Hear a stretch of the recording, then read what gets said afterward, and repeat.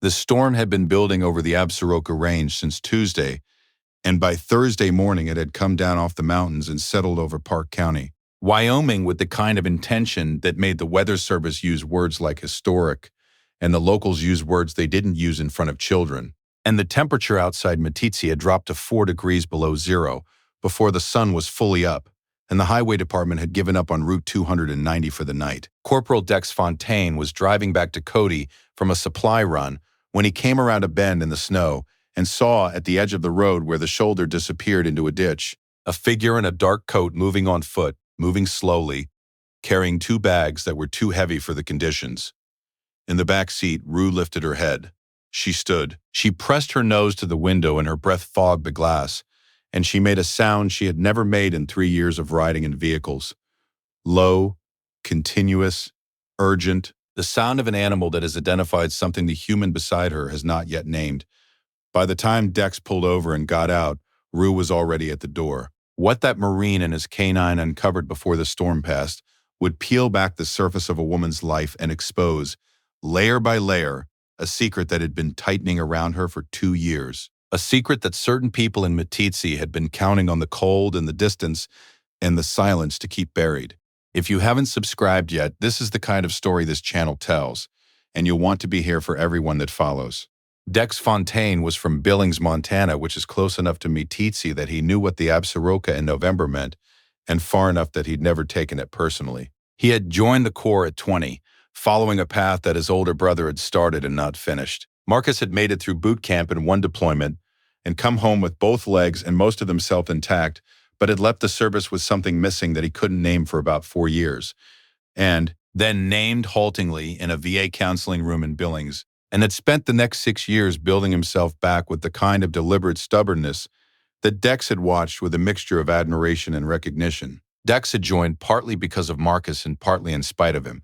He wanted to understand the thing that had taken pieces of his brother, and you cannot understand a thing from the outside. He had done 2 tours, the second one in Helmand Province, and had come back intact in the ways that get counted and not intact in the ways that don't, and had settled in Cody because Cody was close enough to Billings to get there when Marcus needed him and far enough to build something of his own.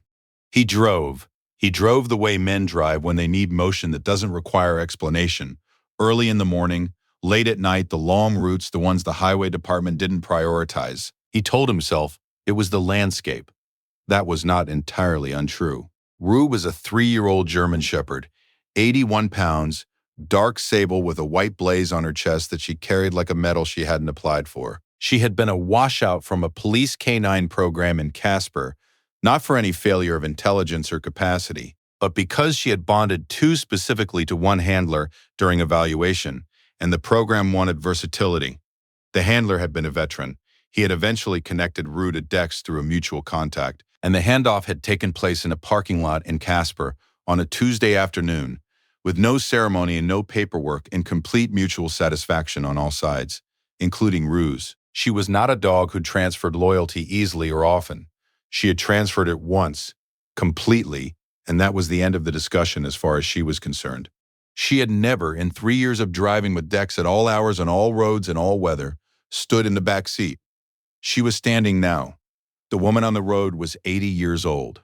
Dex did not know this yet. What he could see from the shoulder was a figure in a dark wool coat that was not warm enough for 4 below, wearing rubber-soled boots that were not waterproof, carrying 2 canvas grocery bags and gloved hands that were shaking, moving with the deliberate economy of a person who has decided to keep moving because stopping is the more dangerous option. He called out, and she stopped and turned, and her face was pale from cold, and there was ice on her collar and her eyelashes, and she was squinting against the wind with an expression that had passed the point of discomfort and was working toward the point. Beyond it, Mrs.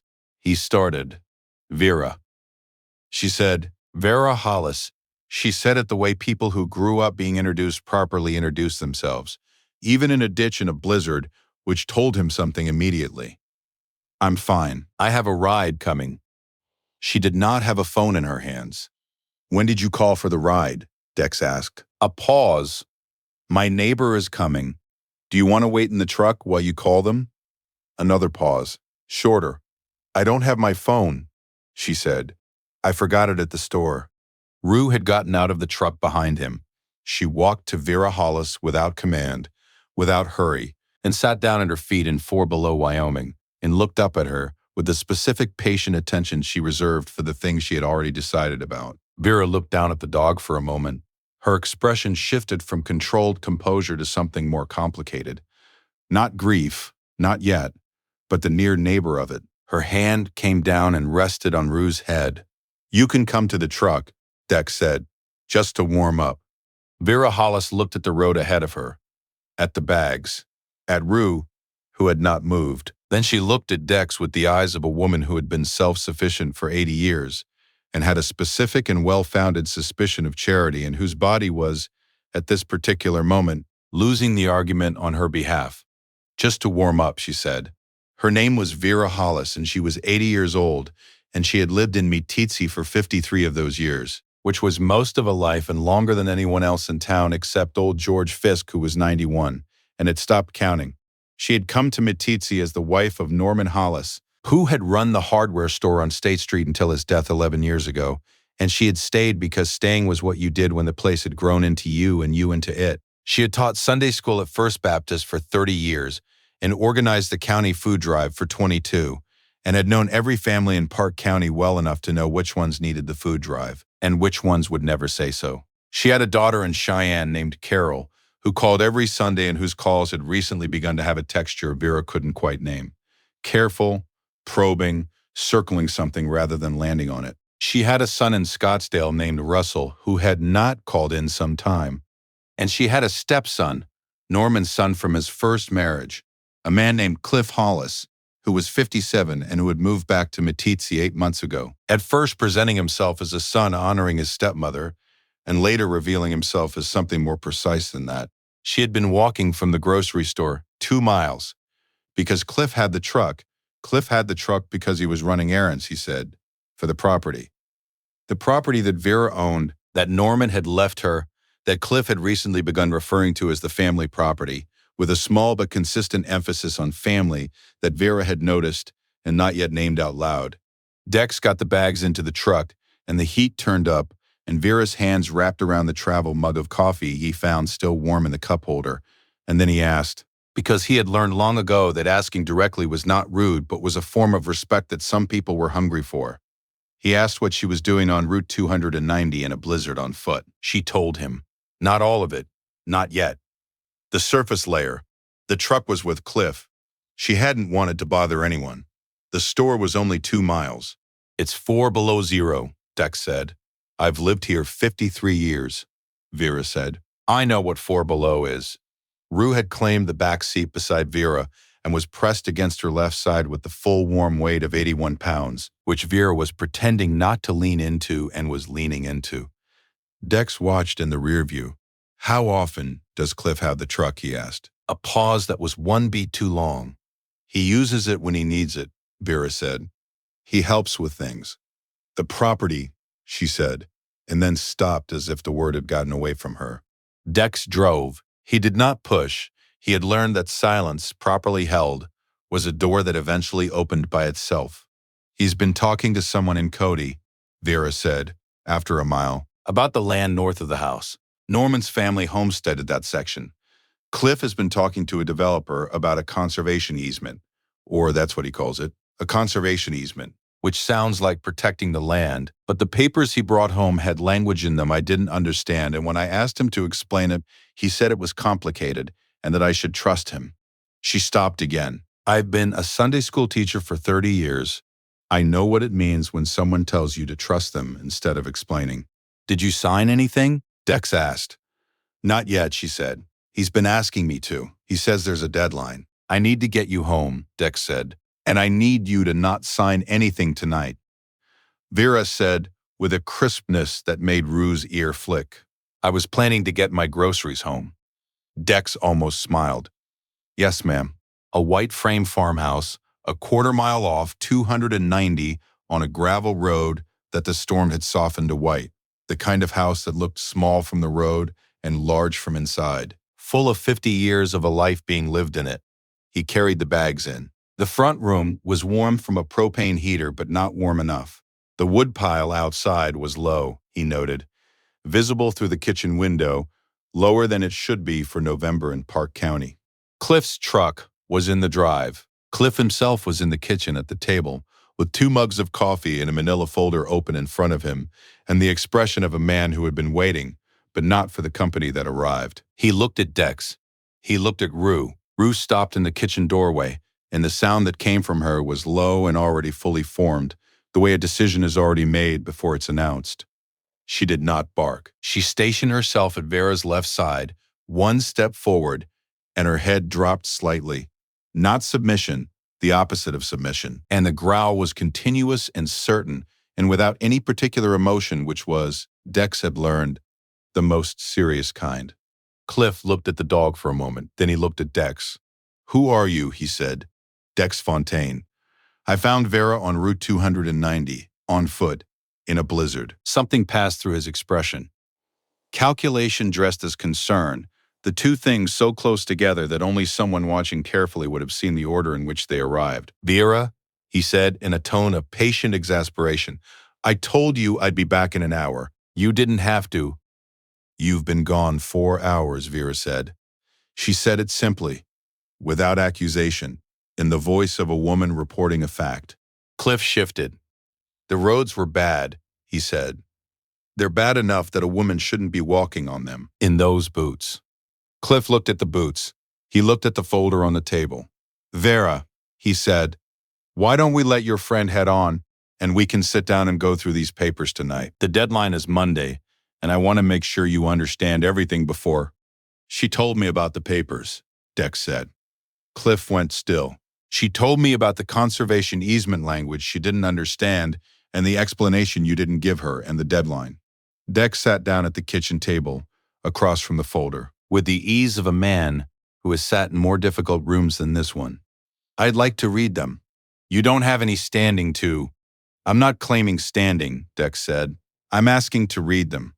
You can say no, and Vera can decide what that means." Rue moved with her, stopping between Vera's chair and Cliff's, and did not sit. She stood. The growl had not stopped. When Cliff shifted his weight toward Vera, Rue took 1 step forward, and Cliff's weight went back. The dog did not break eye contact with Cliff. She did not need to. Have you ever watched a dog protect someone so precisely, so quietly, that you understood in that moment what the word loyal actually costs? Tell me about a dog like that in the comments. I'll be reading. Dex read the folder. It took 12 minutes. He had not studied law, but he had spent 8 months in Frankfurt working with a veterans land rights organization as a volunteer. And he had read enough documents of this shape to understand the shape of this one. The conservation easement was structured so that the land's development rights transferred to a private land trust, not a government entity, not a recognized conservation organization, but a private LLC registered in Cheyenne 2 years ago. And the compensation to Vera was structured as a one-time payment that was, by Dex's rough calculation against comparable Park County land values, approximately 40% of what the rights were worth. Cliff's name did not appear in the documents, but the contact address for the LLC matched the street address of an HVAC and property services company in Cody that Dex would later confirm was operated by a man who had gone to high school with Cliff, Hollis. He set the folder down. He said calmly, the way a man says things when there are no extra words available. "This is not a conservation easement. This is a development rights transfer to a private entity at below market value. The deadline is manufactured. The LLC is 8 months old. And if this is signed, Vera loses the right to develop, sell, or negotiate the mineral rights on that section for the duration of the easement, which is 30 years. Rue took 1 step forward and stopped. The growl became something different. Quieter, more specific, the register of a dog that has shortened the distance and is explaining what the next step costs. Cliff looked at the dog. He sat back down. "I want what's best for Vera," he said. His voice had changed. The patience was gone. What was underneath it was smaller and more honest, which was the most useful thing that had happened since Dex walked in. "This land is going to be developed anyway. The county's been rezoning the North Corridor for 2 years. I was trying to make sure she got something before..." "Before what?" Vera said.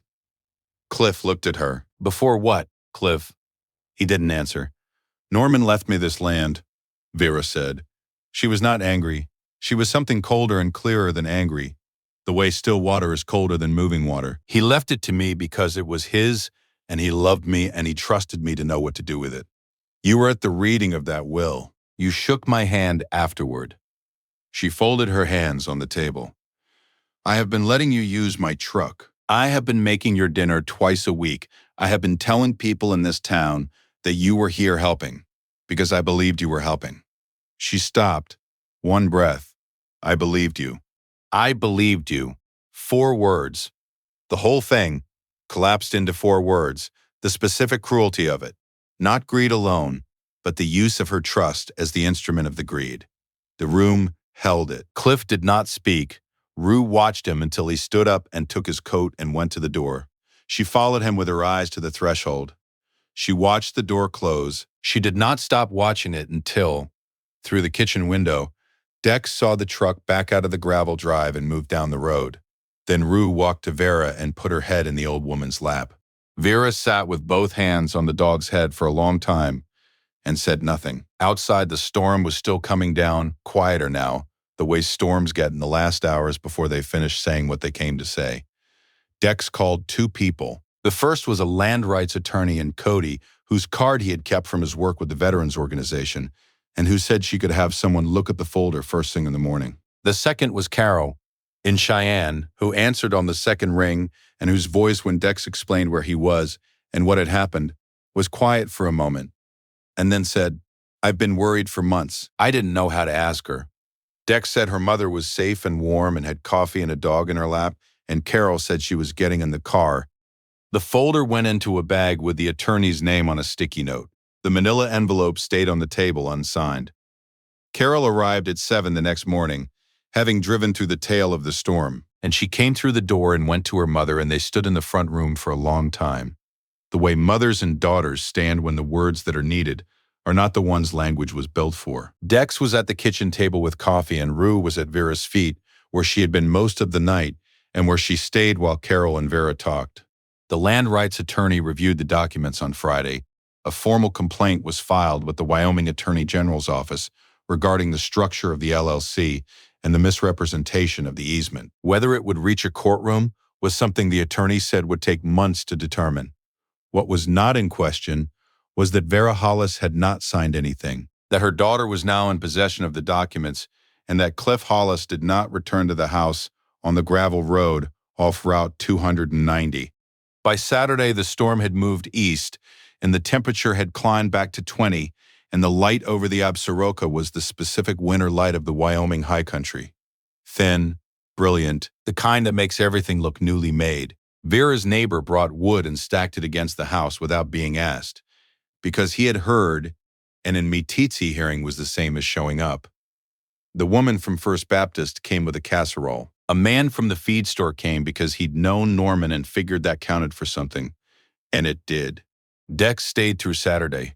He did not make a production of it. He fixed the kitchen faucet that had been dripping, and he brought in wood, and he drove Carol to the attorney's office in Cody, and he ate 2 meals at Vera's table and said almost nothing that wasn't necessary. And Rue stayed within 3 feet of Vera for the duration, which was not something Dex asked her to do and not something she needed to be asked.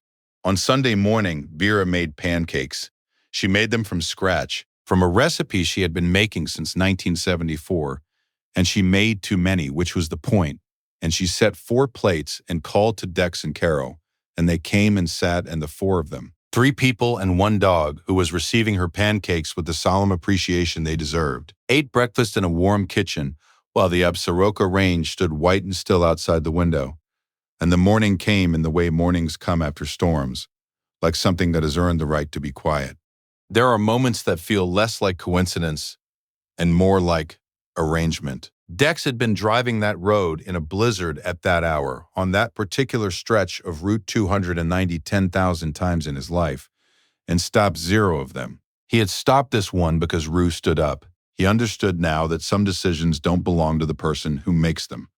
They belong to the moment that makes the person capable of making them. A dog that has decided, a woman too proud to stop moving, a storm that put them all on the same piece of road at the same time. He did not drive past. What Dex Fontaine did that Thursday morning outside Meeteetse, Wyoming, was not extraordinary in the way we usually mean the word. He had the same hours anyone else had. He saw a figure at the edge of the road, and he pulled over because his dog stood up, and because pulling over was the only thing that made sense when a dog you trust stands up. Everything else followed from that. He simply did not drive past. This story is for every person walking in the cold who hasn't yet been picked up, and for every dog who has stood up in a moving vehicle and said, with the full authority of everything they are, "Stop here." This matters. Is there a dog in your life, or one you've lost, who knew something before you did? Who planted themselves somewhere and refused to move until you understood why? Tell me about them in the comments. And if this story reminded you of someone who needed someone to stop and didn't get it, leave their name. This section is for them. Every story on this channel is about choosing not to look away. If that means something to you, subscribe. There are more of these to tell, and you'll want to be here. Which moment in this story will stay with you? I'll see you in the comments.